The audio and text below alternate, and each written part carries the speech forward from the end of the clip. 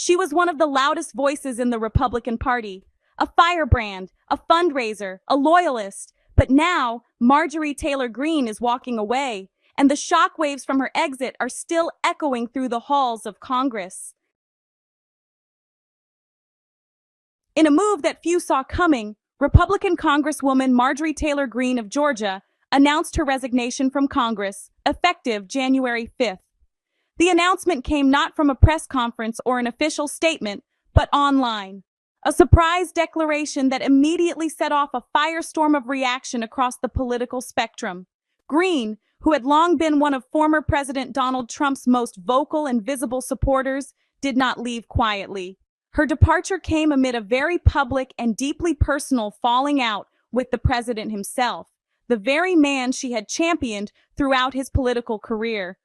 Once a symbol of unwavering MAGA loyalty, Greene now finds herself on the other side of that relationship, branded by some within Trump's circle as a traitor.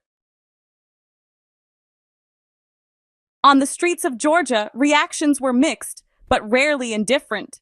David Golden, a constituent from Greene's home state, expressed genuine appreciation for the outgoing congresswoman. "She doesn't blend into the curtains," he said, capturing in just a few words what many of her supporters have long admired about her: a refusal to be ignored, to be managed, or to simply go along. Golden attributed her resignation to a combination of factors: media, thoughtful man discussing politics in living room, constituent reflecting on politician's career, pensive supporter in home setting, her uncompromising conservative nature, what he described as a political attack orchestrated by conservative commentator Charlie Kirk, and ultimately her very public break with President Trump. But not everyone in Georgia was surprised. Sanani Cass, who runs the Sunflower Community Bakery, said she didn't see it coming, but found herself unexpectedly moved by what she saw as an act of independence. She broke away from the pack, Cass said. She particularly pointed to Greene's push for the release of the Epstein files, a demand that put her directly in conflict with the president, as a moment that defined her final chapter in Congress. To understand this story fully, you have to understand the tension at its core. For years, Marjorie Taylor Greene was a reliable, enthusiastic, and at times controversial face of the Trump movement. She rallied his base, she defended his decisions, she elevated his agenda at every turn, but cracks began to appear. Her calls for transparency around the Epstein files put her at odds with the administration. Her willingness to challenge the party line, even when it meant standing alone, made her increasingly difficult for party leadership to manage. And the response from Trump's inner circle was swift. The loyalty she had offered freely was not returned. She was sidelined, criticized, and ultimately, according to those close to her, made to feel unwelcome within the movement she had helped build. For Greene supporters, this represents a troubling pattern, a movement that rewards conformity over conviction and punishes dissent even from its most dedicated allies. For her critics, her resignation is long overdue, and they argue her tenure was defined more by spectacle than by substantive legislation. The debate, as with most things involving Greene, is anything but simple.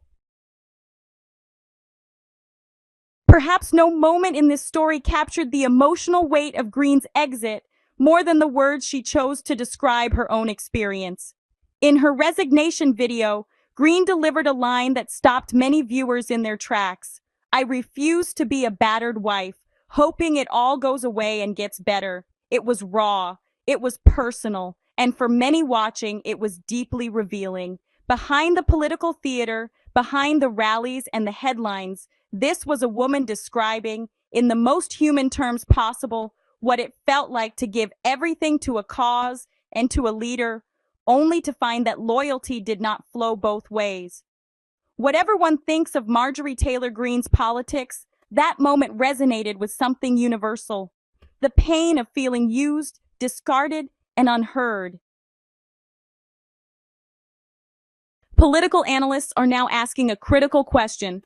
What does this resignation mean for the Republican Party's stability in Congress? The answer, based on early reporting, is troubling for party leadership. A senior Republican lawmaker, speaking anonymously to Punchbowl News, did not mince words. More explosive early resignations are coming, the lawmaker said. It's a tinderbox. Morale has never been lower. That statement alone should give observers pause. If accurate, it suggests Greene's exit is not an isolated incident, but rather the first visible crack in a structure that may be under far greater internal pressure than the public currently understands. And the numbers back up the significance of her departure. Despite her polarizing public image, Greene was the second most prolific fundraiser in the Republican Party within MAGA circles. Her ability to connect with the grassroots base and convert that energy into campaign dollars was, by any measure, exceptional. Losing that fundraising engine, particularly heading into a period of political uncertainty, is not a small thing. It is a structural blow to the party's financial infrastructure. Zoom out, and the picture becomes even more complicated. Some analysts in Georgia are already speculating that Greene's resignation may not simply be an ending, but a beginning. There is growing discussion about whether she could emerge as a central figure in a new Republican movement, one that draws on the ideological energy of figures like Tucker Carlson and Nick Fuentes, a movement built around what its proponents call America First values, but one that operates outside the direct orbit of Trump himself. If that scenario unfolds, the Republican Party could find itself navigating not just the loss of a member, but the emergence of a rival ideological faction operating from within, or just beyond, its own tent.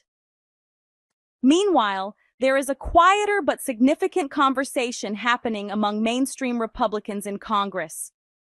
Many, according to insiders, are eager to move past the turbulence of recent years and return to what one observer called the work of actual governance, recovering their legislative agency, engaging in genuine policy debates, and delivering results for their constituents.